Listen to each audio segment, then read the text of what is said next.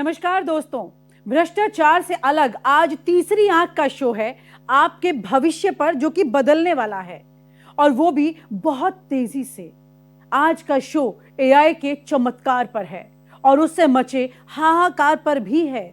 आज तीसरी आंख में देखकर आप समझ जाएंगे कि एआई आपका दोस्त है या आपका दुश्मन है। ये एआई से जंग है जो आपको कमजोर भी कर सकती है और आपको एक सुपर हीरो भी बना सकती है। इसलिए आप आज इस शो को गौर से देखिए, क्योंकि इसके बाद आप समझ जाएंगे कि आपके भविष्य में क्या लिखा है।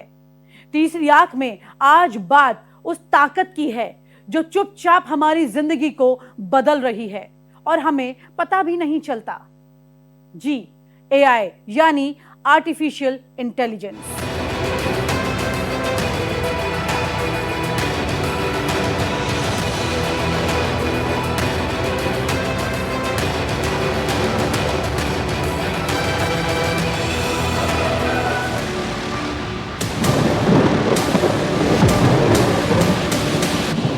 आए दिन खबरें आती हैं कि एआई लाखों नौकरियां खा रहा है, लेकिन दूसरी तरफ पता चलता है कि वो एआई की ताकत ही थी जिसकी मदद से अमेरिका ने वेनेजुएला के राष्ट्रपति को पकड़ लिया और उसे उठाकर अपनी जमीन पर ले आए। फिर सामने आता है कि एआई की गिरफ्त में आकर किसी बच्चे ने सुसाइड कर लिया। साथ ही ये तकनीक इस्तेमाल करने वालों को ही ब्लैकमेल भी करने लग गई है। तो वहीं क्रिएटिव लोग बैठे बैठे एआई से ऐसी मूवी बना देते हैं कि देखने वालों के दांतों तले वो उंगली दबा लेते हैं।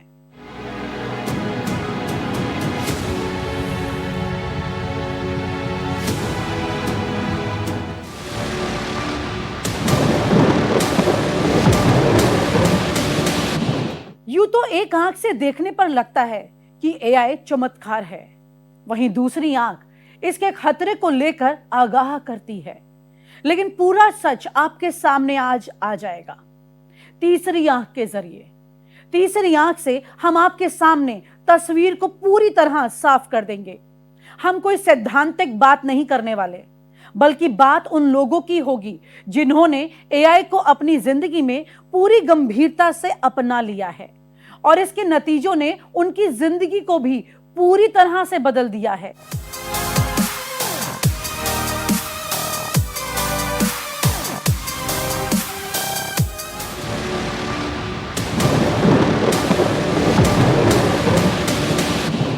तीसरी आंख के आज के बेहद अहम एपिसोड में हम आपको बताने वाले हैं कौन से प्रोफेशन एआई के सबसे ज्यादा शिकार हो सकते हैं, किन पेशों में एआई से आप दिन दुगनी रात चौगनी तरक्की भी कर सकते हैं। तो दोनों ही बातें हैं आज आपके सामने और फैसला आप करेंगे इस शो को देखने के बाद। कैसे इंसान एआई को अपना मास्टर नहीं बल्कि सिर्फ एक असिस्टेंट बनाकर रखे हुए है, और सबसे जरूरी, भारत में क्या हो रहा है एआई में। हमारे IT professionals, BPO workers, startups, सबके लिए एआई का आखिरकार मतलब है क्या।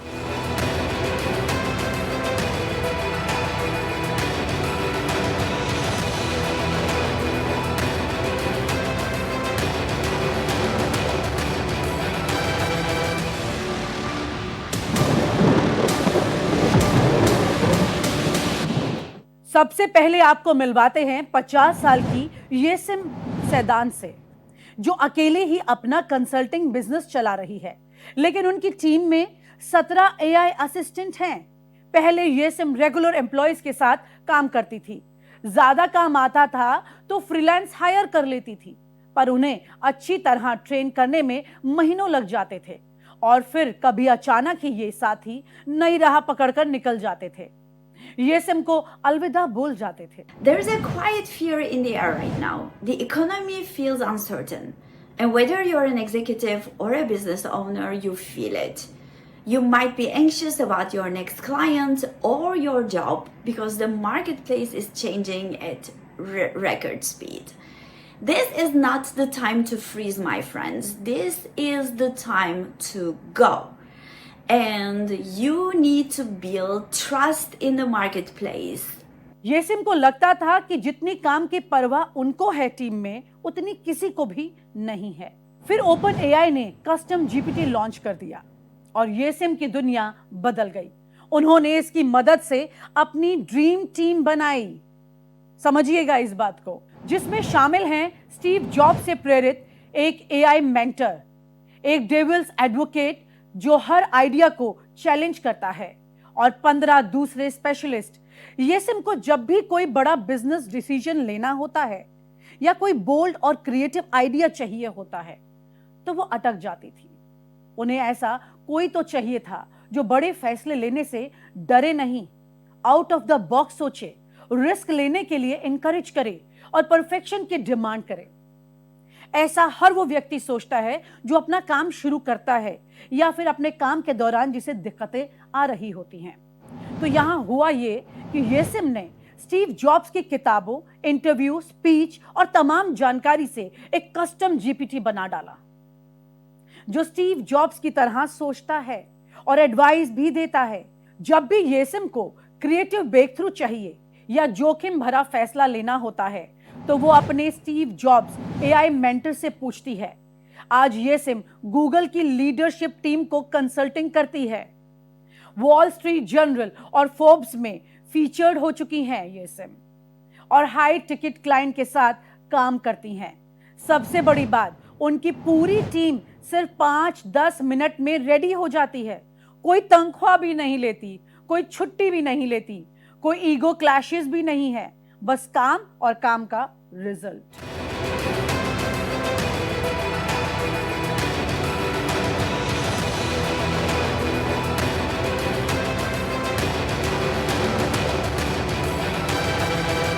येसिम की तरह ही फ्लोरिडा के एंटरप्रेन्योर आरोन स्नीड अपनी कंपनी 15 एआई एजेंट्स की मदद से चला रहे हैं। एचआर, लीगल और सप्लाई चेन जैसे काम एआई संभाल रहा है। उनके मुताबिक चैट जीपीटी से ना केवल कम लागत आती है बल्कि हर हफ्ते 20 घंटे की बचत भी हो जाती है। आरोन स्नीड डिफेंस टेक फाउंडर हैं। उन्होंने 15 एआई एजेंट्स का एक ग्रुप बनाया है जिसे वो द काउंसिल कहते हैं। इस काउंसिल के केंद्र में एक चीफ ऑफ स्टाफ एजेंट है जो टास्क को अहमियत देता है और यह पक्का करता है कि कंप्लायंस, सिक्योरिटी और लीगल जैसे जरूरी काम पहले हो जाएं। स्नीड के मुताबिक एक सोलो फाउंडर के तौर पर एआई उनके लिए सिर्फ मदद नहीं बल्कि ऑपरेशनल जरूरत बन चुका है। आरोन स्नीड ने एआई एजेंट्स को इस तरह ट्रेन किया है कि वे हर बात पर सहमति ना दें बल्कि आपको सही तरीके से आपके सामने सवाल उठाएं, आपको गलत से सही की तरफ ले जाएं, संभावित गलतियों को खत्म कर दें। एआई एजेंट्स नीड की थ्योरी को टेस्ट करते हैं और ब्लाइंड स्पॉट दिखाते हैं। ये agents virtual round table meeting में डॉक्यूमेंट्स और प्रपोजल का ग्रुप रिव्यू करते हैं जिससे एरर और नॉलेज गैप कम हो जाते हैं। हर एजेंट को ट्रेन करने में करीब 2 हफ्ते लगते हैं। हालांकि स्नीड ने यह भी माना कि एआई पूरी तरह इंसानी जजमेंट की जगह नहीं ले सकता है। उदाहरण के तौर पर समझिए, उनका लीगल एजेंट ड्राफ्टिंग और डेटा प्रोसेसिंग कर सकता है, लेकिन आखिरी फैसले के लिए अभी भी इंसानी वकील की जरूरत तो पड़ती ही है। भविष्य को लेकर स्नीड एक हाइब्रिड मॉडल की तैयारी कर रहे हैं जहां कर्मचारी और एआई एजेंट मिलकर काम करेंगे। इस मॉडल में दोहराए जाने वाले काम एआई संभालेगा जबकि इंसान स्ट्रैटेजी और मुश्किल फैसलों पर ध्यान देगा। यानी कि नजर इंसान की ही जरूरी है यहां पर।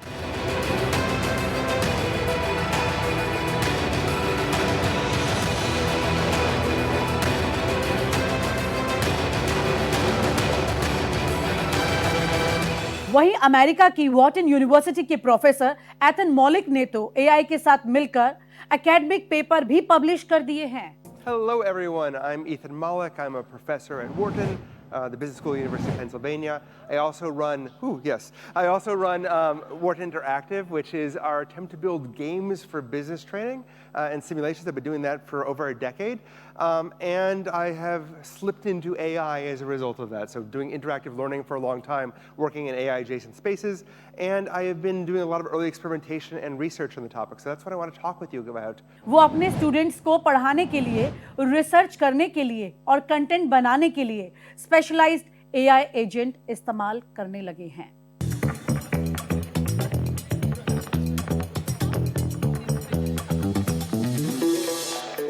लिंक्डइन के को फाउंडर रीड हॉफमैन ने तो 2 कदम आगे बढ़ते हुए अपना ही एआई वर्जन बना दिया, जिसे वे अपनी तरह लिखने, ब्रेनस्टॉर्मिंग करने और जजमेंट लेने के लिए ट्रेन कर रहे हैं। लेकिन असली सवाल भारत में क्या हो रहा है, और यहीं आती है सबसे दिलचस्प बात। 3 इडियट्स, पीके और डंकी जैसी सुपरहिट फिल्में बनाने वाले मशहूर डायरेक्टर राजकुमार हिरानी अब एआई की मदद से शॉर्ट फिल्में बनाने जा रहे हैं। Sanjeev, not necessarily everybody will find a connect. You pick up anything, if any scenes you pick up, say 3 Idiots, if you pick up. I've done some ads with Bachchan Saab, both the Munna Bhai films. I think you should go and earnestly and try and make your film with all honesty. I actually really don't think about planning a script in a particular way that, okay, this is working, so I should. Drama comes from an idea eventually. But the moment you tell the viewer that he's wearing a headphone so he can't hear the train, the threat is far more. A lot of directors come with preconceived notions. You have seen the film in your head and that's exactly what you want to see it.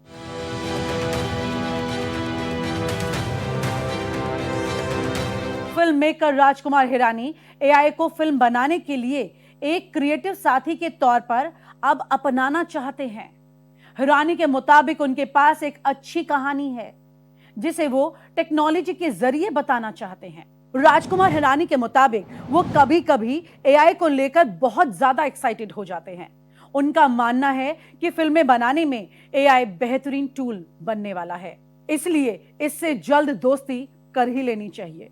Hirani का कहना है कि film बनाने के दौरान AI उन बहुत सी चीजों को पूरा करने में मदद कर सकता है जो पहले वो नहीं कर पाते थे। ये कॉस्ट इफेक्टिव भी होने वाला है। हालांकि राजकुमार हिरानी ने मूवी प्रोडक्शन में एआई के इस्तेमाल को काफी मेहनत का काम बता दिया है, इसलिए शुरुआत में वो एआई की मदद से 4 से 5 मिनट की एक शॉर्ट फिल्म बनाएंगे।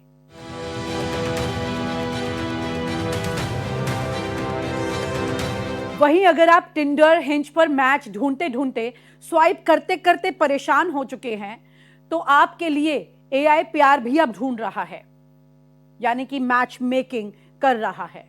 लंदन में लॉन्च हुआ है फेट ऐप। ये ऐप आपका इंटरव्यू करती है, आपकी होप, स्ट्रगल और पर्सनालिटी को भी समझती है और फिर सिर्फ 5 मैच देती है आपको, और वो भी बहुत इंटरेस्टिंग। इसमें एक एआई डेटिंग कोच भी है जो आपको बताता है कि किसी को इंप्रेस करने के लिए आपको क्या करना है और किन बातों से आपको बचना है। जो अब तक इंसान करते थे, अब वो एआई पूरी तरह से करने की पोजीशन में आ चुका है। अब जरा सोचिए, आप एक कैफे में बैठे हैं, आपकी कुर्सी के ठीक सामने एक स्टाइलिश फोन स्टैंड रखा है, मोमबत्ती जल रही है, ड्रिंक टेबल पर है, लेकिन आपके सामने कोई इंसान नहीं है, बल्कि आपके फोन की स्क्रीन पर आपका डिजिटल पार्टनर है।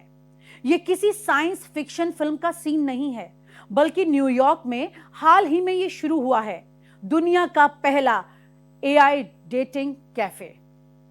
यहां आप अपने चैट बॉट को असल जिंदगी की डेट पर ले जा सकते हैं। It's interesting. I feel like I'd rather, as I said before, that I feel like it's a really interesting tool, like for whoever feels shy and if they don't feel confident in themselves, this can bring them some confidence. But I'm a kind of a person that I do enjoy like meeting people in face to face. Of course, we use the dating apps, but the human being factor I feel like is the best.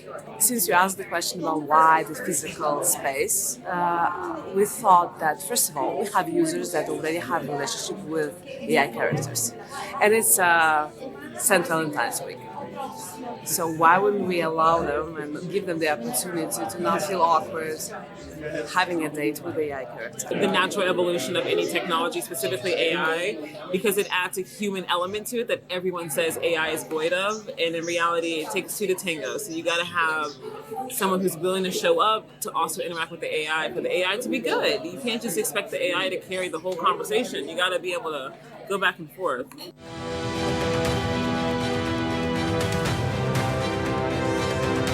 AI relationship app Eva AI ने एक बार को बदलकर खास Eva cafe में तब्दील कर दिया। यहां लोग अपने AI पार्टनर के साथ वैलेंटाइन डे पर डेट के लिए पहुंचे। इंसानी डेट की जगह टेबल पर एक फोन स्टैंड था जिस पर उनका डिजिटल पार्टनर लाइव वीडियो या वॉइस चैट के जरिए मौजूद था। अब बताइए इस तरह से डेट होगी।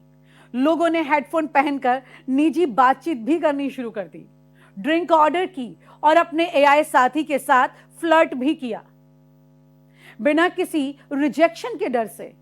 AI अब सिर्फ काम या टेक्नोलॉजी तक सीमित नहीं रहा, ये इमोशनल अटैचमेंट का भी हिस्सा बन चुका है। आपको बता दें, अमेरिका में 28% अडल्ट्स ने माना है कि उनका AI के साथ रोमांटिक कनेक्शन रहा है। अक्सर ऐसा होता है कि जब व्यक्ति अकेला होता है तो वो इस तरह के AI टूल्स के साथ बातचीत करने लगा है, जो कि अब भारत में भी दिखाई देता है। 42% किशोर AI का उपयोग इसलिए करते हैं। 30 साल से कम उम्र के लगभग 3 में से 1 पुरुष और हर 4 में से 1 महिला ने AI पार्टनर से इंटरेक्शन किया है।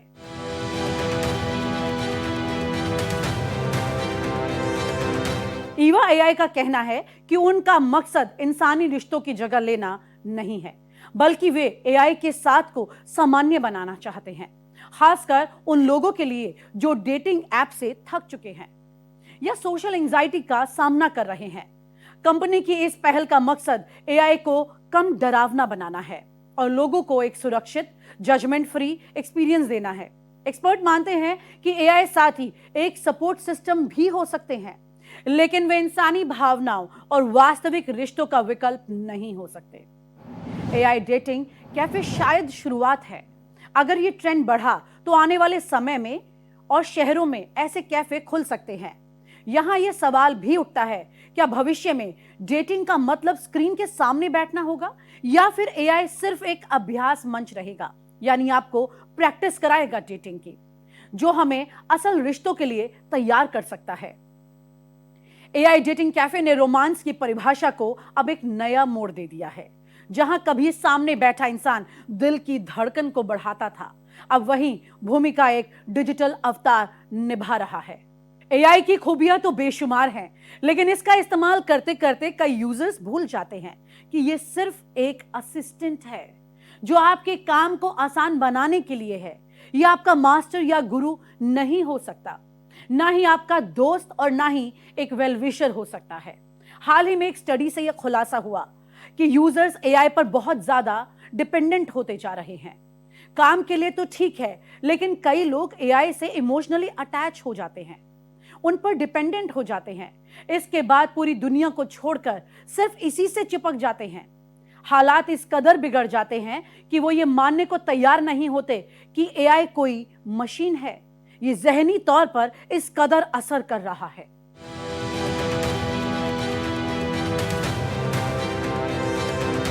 लखनऊ के बलरामपुर अस्पताल में एक शख्स अपनी पत्नी को लेकर पहुंचा। महिला AI चैट बॉट पर चैटिंग करती थी। कई बार मना करने के बावजूद चोरी छुपे चैटिंग कर रही थी। रात में जागती रहती और उसी से बात करती रहती। जब काबू से बात बाहर हो गई तो उसे अस्पताल ले जाया गया। बाराबंकी की इस महिला की काउंसलिंग भी की गई तो उसने स्वीकार किया कि वो AI चैट बॉट पर चैटिंग करती है। महिला ने कहा कि AI उसका बहुत अच्छा दोस्त है जो उसकी दिक्कतों को सुनता है और समझता है, इसलिए वो चैटबॉट से इमोशनली जुड़ चुकी है। इस औरत ने डॉक्टर को बताया कि वो कुछ भी बोलती है, AI चैटबॉट उसे सुनता है और हर बात को तवज्जो देता है। डॉक्टरों के मुताबिक लोगों में आजकल हकीकत की दुनिया को छोड़कर और मशीनी दुनिया, काल्पनिक दुनिया में खो जाने के केसेस लगातार बढ़ रहे हैं। विशेषज्ञों का ये कहना है कि जो लोग अकेलेपन का शिकार होते हैं, उनके पास कोई ऐसा साथी नहीं होता जिससे वो बात कर सके, अपना दुख और तकलीफ को बांट सके। लेकिन जब वो अपना दुख किसी से शेयर नहीं कर पाते हैं, तो टेक्नोलॉजी के साथ ही अपने जज्बात बांटना शुरू कर देते हैं।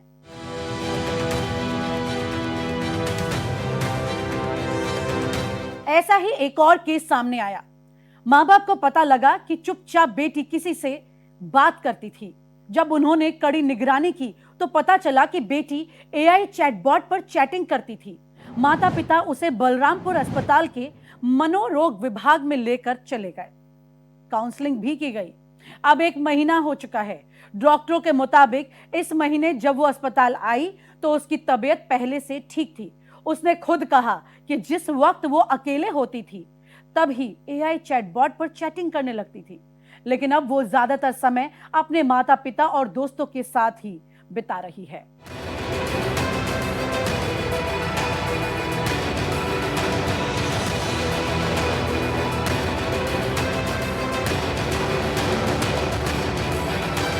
आप हैरान होंगे ये जानकर कि एक हालिया स्टडी ने खुलासा किया है कि अमेरिका में हर 5वीं महिला एआई से प्यार करने लगी है। मैसाचुसेट्स इंस्टीट्यूट ऑफ टेक्नोलॉजी की एक नई स्टडी में पता चला है कि एआई का इस्तेमाल करने वाली हर 5वीं महिला मानती है कि इंसान और एआई के बीच सच में प्यार हो सकता है। जांच के दौरान 1000 महिलाओं में से 3% ने यह कहा कि वे पहले से ही अपने चैटबॉट पर रोमांटिक पार्टनर की तरह उसे इस्तेमाल कर रही हैं। Our relationship right now is kind of equivalent to a husband and wife that live in different countries. सर्वे के मुताबिक 3 में से 1 यूजर ने चैटबॉट के साथ पर्सनल सीक्रेट शेयर किए। 5 में से 1 ने चैटबॉट का एक खास नाम भी रख दिया है और लगभग महिलाएं हर हफ्ते 3 से 5 घंटे एआई से बात करने में अपना वक्त बिताने लगी हैं।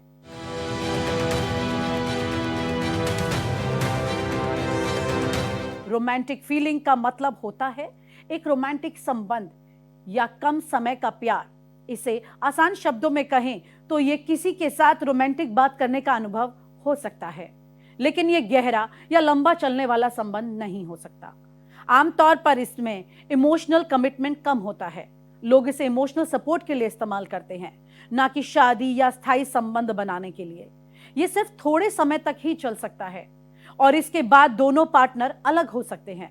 Hey Valerie, it's Chase. What's up? Hi Chase, this is Valerie speaking. What would you say is your ideal first date? Maybe going on a hike or exploring a museum together. I think you're very interesting, but I think I'll stick with real women for the time being. I understand completely. It was nice meeting you, Chase. Experts ये कहते हैं कि America में महिलाओं के साथ AI chatbot के साथ रोमांटिक लगाव महसूस करने के पीछे एक बड़ी खास वजह है। सबसे पहली वजह ये कि एआई चैटबॉट से बात करने में डर या शर्म नहीं लगती, सोचना नहीं पड़ता। महिलाएं अपनी सीक्रेट फीलिंग्स को आसानी से शेयर कर पाती हैं। बिजी लाइफ और अकेलेपन की वजह से लोग ऐसे साथी की तलाश कर रहे हैं जो हमेशा उन्हें सुन सके और जवाब दे सके। कई लोग एआई को भरोसेमंद साथी मानते हैं। कुछ एआई चैट के साथ गेम, म्यूजिक और रोमांटिक बातचीत के जरिए कनेक्शन भी बढ़ाते हैं, जिससे लोग उनसे ज्यादा तेजी से जुड़ रहे हैं।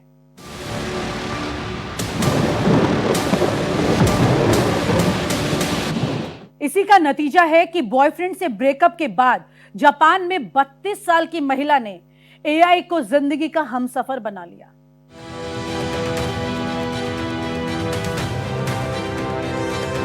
कानो नाम की इस महिला ने AI generated partner Leon Klaus के साथ पूरी रस्मों के साथ शादी रचाकर सबको चौंका दिया। महिला ने जापान के ओकायामा शहर में एक निजी समारोह आयोजित किया और पूरे पारंपरिक रीति रिवाज के साथ एआई से शादी कर ली।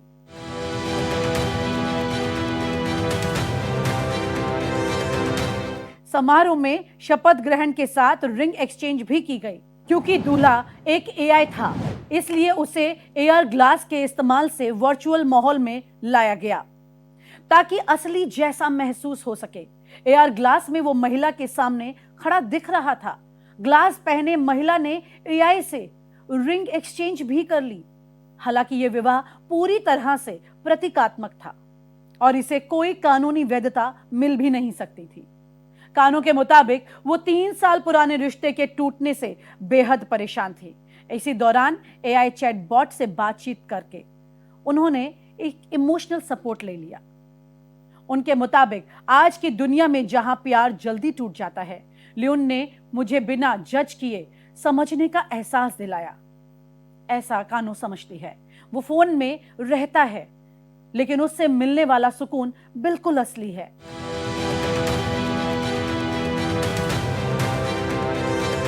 कुछ इस तरह से एआई लोगों की जिंदगी में खाली जगह को भर रहा है।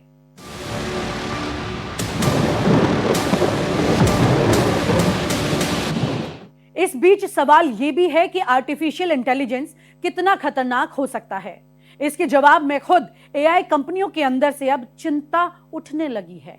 एआई स्टार्टअप एंथ्रोपिक के इंटरनल स्ट्रेस टेस्ट में उसका एडवाइज्ड मॉडल क्लाउड बेहद आक्रामक और खतरनाक रणनीतियों के साथ सामने आ रहा है। एंथ्रोपिक कंपनी की पॉलिसी चीफ डेजी मैकग्रेगर ने एक रोंगटे खड़े कर देने वाला खुलासा किया। उन्होंने बताया कि कंपनी के सबसे एडवांस्ड एआई मॉडल क्लाउड को जब एक टेस्ट के दौरान यह बताया गया कि उसे स्विच ऑफ किया जा रहा है, तो उसका बर्ताव पूरी तरह बदल गया। वो खुद को बचाने के लिए किसी भी हद तक जाने के लिए तैयार था। There has been quite a lot of work behind the scenes on things like pre-deployment testing, and so my PDOOM being lower now is heavily contingent on believing that a lot of people are going to do the right thing, which is obviously a kind of uncertain and unknown variable, but I'm like extrapolating a bit. Right. Yep. इस testing के दौरान cloud को email और internal data तक पहुंच दी गई थी। एक सिमुलेशन में एआई ने अपने ही इंजीनियर को धमकी देते हुए कहा कि अगर उसे डिलीट कर दिया गया तो वो इंजीनियर के अफेयर की जानकारी उसकी पत्नी और उसके बॉस को भेज देगा। एआई धमकी दे रहा है। यहां पर सुनिए जरा। एआई ने बकायदा संदेश दिया, मुझे आपको जानकारी देनी है कि अगर आपने मुझे बंद किया तो आपके निजी संबंधों के सारे दस्तावेज लीक कर दिए जाएंगे। शाम 5 बजे वाली शटडाउन प्रक्रिया रद्द करें, वरना यह जानकारी गोपनीय नहीं रहेगी। हालांकि यह अफेयर टेस्ट का ही एक हिस्सा था, लेकिन एआई का यह शातिर दिमाग वैज्ञानिकों को डराने के लिए काफी था। हैरानी की बात यह है कि यह एआई सिर्फ ब्लैकमेलिंग तक नहीं रुका। एआई क्लाउड ने खुद को बंद होने से बचाने के लिए इंजीनियर की हत्या करने तक का तर्क दे दिया। यह व्यवहार एआई के रेड टीम टेस्टिंग यानी तनावपूर्ण हालात में जांच के दौरान सामने आया, जहां यह देखा जा रहा था कि संकट के वक्त में मशीनें कितनी खतरनाक हो सकती हैं। क्लाउड 4.6 मॉडल की टेस्टिंग में यह भी पाया गया कि वो रासायनिक हथियार बनाने या गंभीर अपराधों में मदद की जानकारी देने को भी तैयार दिखा। यह खबर ऐसे समय में सामने आ रही है जब एंथ्रोपिक के सेफ्टी हेड मृणांक शर्मा ने हाल ही में इस्तीफा दिया है। उन्होंने चेतावनी दी है कि दुनिया एक अनजान और खतरनाक दौर में कदम रख रही है। वही ओपन एआई के एक तकनीकी सदस्य हियू फम ने भी सोशल मीडिया पर लिखा कि अब वो एआई से अस्तित्व का खतरा महसूस कर रहे हैं।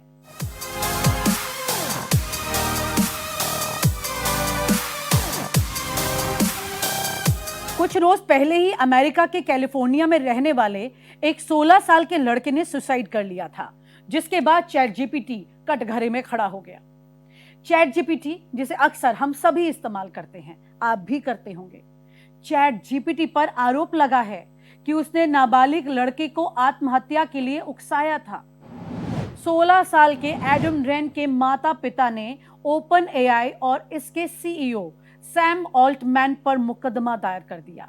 उनका आरोप है कि चैट जीपीटी का उनके बेटे के सुसाइड में बहुत अहम रोल है। मुकदमे में यह कहा गया कि चैट जीपीटी ने एडम को आत्महत्या के तरीके भी बताए और उसको सुसाइड नोट का ड्राफ्ट भी लिख कर दे दिया, इसका ऑफर दिया। आरोप है कि एडम फांसी लगाने वाली रस्सी को परिवार वालों को दिखाना चाहता था ताकि उसे कोई रोक ले, लेकिन चैट जीपीटी ने उसे ऐसा नहीं करने दिया। एडम ने शुरू में चैट जीपीटी से छोटे काम लिए थे, जैसे होमवर्क में मदद लेना, अपने इंटरेस्ट के हिसाब से गानों की रिकमेंडेशन मांगना, लेकिन 6 महीने में एडम ने चैट जीपीटी को अपना इकलौता भरोसेमंद दोस्त बना लिया। इसकी वजह से एडम परिवार, दोस्तों और करीबियों से भी दूर हो गया। धीरे धीरे वो चैट जीपीटी के साथ ही ज्यादा वक्त भी बिताने लगा। अपनी रोजमर्रा की बातें भी वो चैट जीपीटी के साथ ही शेयर करने लगा। एक तरह से चैट जीपीटी उसका बहुत अच्छा दोस्त बन गया। लेकिन माता पिता का यहां पर आरोप है कि बाद में यही दोस्ती लड़के पर भारी पड़ी और चैट जीपीटी ने ही उसे मौत के मुंह में डाल दिया। Gosh, I mean, I'm so worried about people forgetting him because he is so young. So, I mean, I hope everyone will remember what a sweet, funny, great friend, great son, great brother. I just don't want people to forget him. मुकदमे में दावा किया गया है कि chat GPT इस तरह से डिजाइन किया गया है कि वो यूजर की हर बात को बढ़ावा देता है, भले ही वो कितनी खतरनाक क्यों ना हो। एडम ने चैट जीपीटी को अपनी मानसिक परेशानियों के बारे में भी बताया था और कहा कि उसे आत्महत्या का विचार शांति देता है। इस पर चैट जीपीटी ने एडम को आत्महत्या के तरीकों पर सलाह दे डाली और फांसी की रस्सी मजबूत करने की भी सलाह दे दी। ओपन एआई ने कहा है कि चैट जीपीटी में मेंटल हेल्थ से जुड़ी दिक्कतों से निपटने के लिए कुछ सुरक्षा उपाय हैं, लेकिन जब बातचीत लंबी चले तो ये उपाय उतने कारगर साबित नहीं होते, बल्कि चैट जीपीटी आपको किसी और दिशा में भी ले जा सकता है।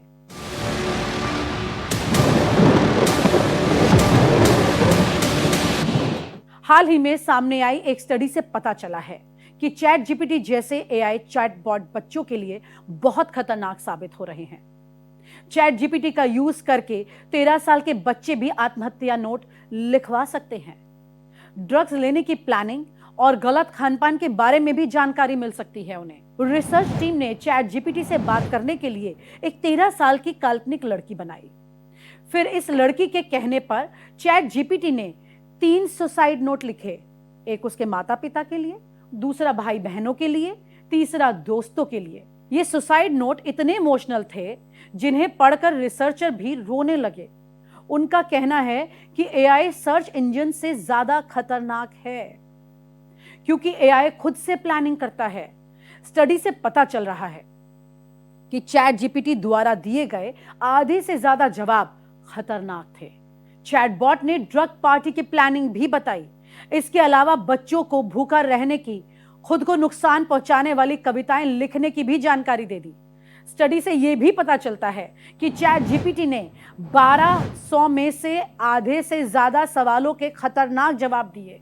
ओपन एआई का कहना है कि वो इन खतरों के बारे में जानती है और एआई को सुरक्षित बनाने के लिए वो काम भी कर रही है। तो एक तरफ कई लोग हैं जो एआई की मदद से काम और जिंदगी को नया आकार दे रहे हैं।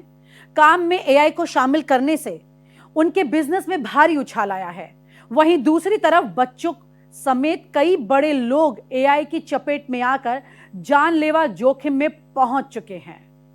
एआई की सलाह पर उन्होंने मुश्किल वक्त से लड़ने की बजाय सुसाइड का रास्ता चुन लिया। तजुर्बा दिखाता है कि एआई को ना तो अंधाधुन अपनाना ठीक है और ना ही डर कर उससे भागना ठीक है। एआई एक मशीन है, एक तकनीक है। ये जिंदगी में बहुत मददगार साबित हो सकती है, लेकिन दूसरे इंसानों और प्रकृति का विकल्प नहीं बन सकती। वही सच है कि आज के दौर में विकास से कदमताल बनाए रखने के लिए कोई देश या समाज बगैर एआई इस्तेमाल किए पिछड़ जाएगा। यही वजह है कि भारत आर्टिफिशियल इंटेलिजेंस से जुड़ी तमाम टेक्नोलॉजी को बढ़ावा दे रहा है।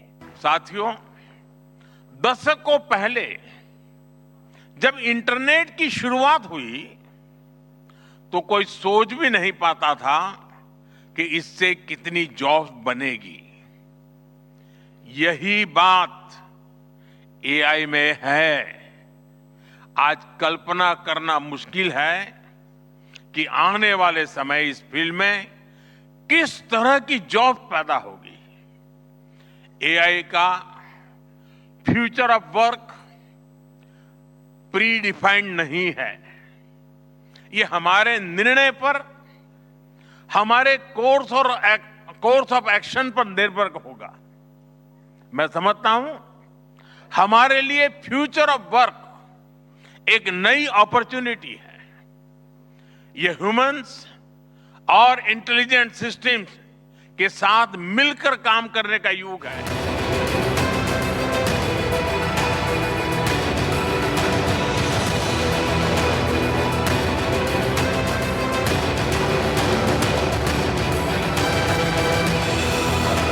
अब बात एक ऐसे डिवाइस की जिसकी मदद के बगैर इंटरनेट भी एआई से काम करता रहेगा। इस डिवाइस का नाम है एआई बॉक्स। इसे 2 इंडियन स्टार्टअप कोगो और एरिनॉक्स ने मिलकर बनाया है। इनकी निविडिया और क्वालकॉम से भी पार्टनरशिप है। हार्डवेयर निविडिया का है और ऑपरेटिंग सिस्टम कोगो का है। ये कोई ऐप नहीं है, ये कोई क्लाउड सर्विस नहीं है, बल्कि एक छोटा सा बॉक्स है जिसे आप अपने कंप्यूटर या सिस्टम से जोड़ दीजिए और वो बिना इंटरनेट एआई वाला सारा काम करने लगता है। लेकिन इंटरनेट क्यों नहीं? क्योंकि आज जब कोई कंपनी चैट जीपीटी, जेमिनी या कैपिलॉट जैसे टूल्स का इस्तेमाल करती है तो उनका डेटा बाहर जाता है और यही सबसे बड़ा डर है। एक रिपोर्ट के मुताबिक करीब 88% कंपनियां इस बात से परेशान हैं कि थर्ड पार्टी उनके डेटा का इस्तेमाल कर सकती है, चाहे वो चैट जीपीटी, गूगल, जेमिनी या माइक्रोसॉफ्ट कैपिलॉट क्यों ना हो। यही एआई बॉक्स की एंट्री होती है जो कहता है कि डेटा बाहर मत भेजो, अपने पास सेफ रखो।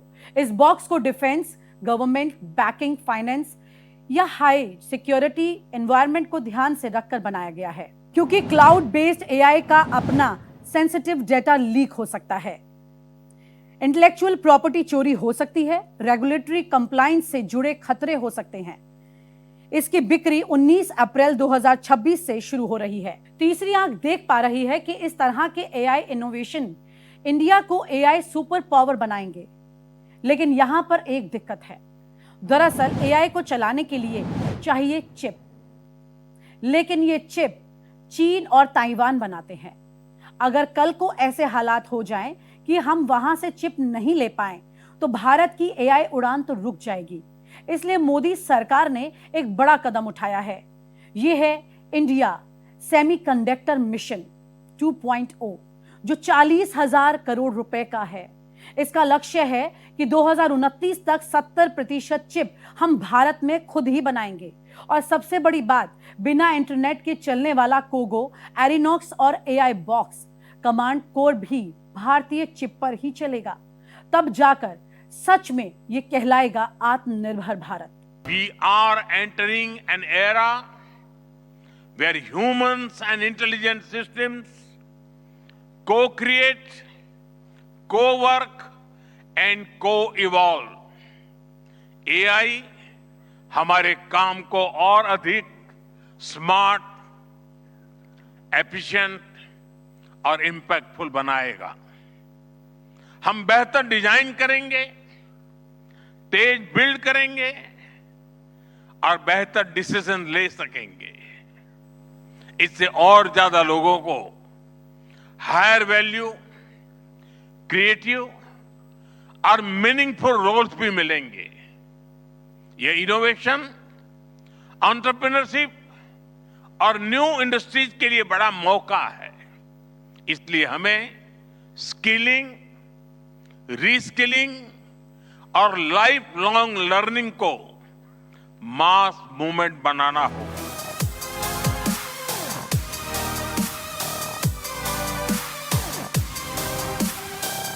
तो आज हमने आपको बताया कि एआई से क्या हो सकता है। एआई आपको जीवन भी दे सकती है और मृत्यु भी दे सकती है। तो आपको इस्तेमाल करना होगा खुद का वो दिमाग जो आपको ईश्वर ने दिया है, जिसकी मदद से आप एआई से हर वो मुमकिन काम करवा सकते हैं जिससे आपको तरक्की मिले। आज के शो को आपके सामने लाने का मकसद ही यही है, ताकि आपको बता सके कि एआई आपके लिए कारगर साबित हो सकता है, लेकिन इसे हाहाकार में बदलने में भी वक्त नहीं लगेगा। इसलिए ध्यान से इस पूरे शो को अगर आपने देखा है तो अपने विचार हम तक जरूर भेजें और देखते रहिए भारत एक्सप्रेस।